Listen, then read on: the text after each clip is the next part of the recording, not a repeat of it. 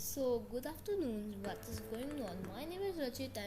I study in school, Delhi Public School, Shushablo, and I am going to show you my project which I have made for the competition Hackathon. So, I have made it on AI Connect. So, my project's name is Area. I have made this project because students like me who study in grade 6 are having problem to find the area of a square or rectangle.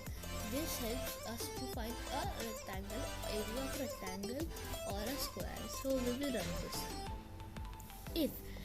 If we want to find the area of a square, we will press 1.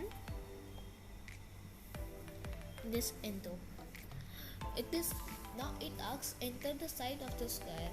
It means what is the length of the side of your square.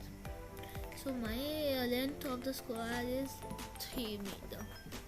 So I will enter this. I have entered it wrong, so it will show our error. So I will run it again. 1 and it's 3. Enter.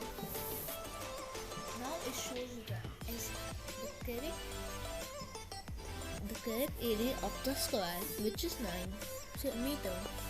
Now if we want to find the rectangle area of the rectangle, we will press 2. Enter. Now it asks what is the length of the square, so rectangle.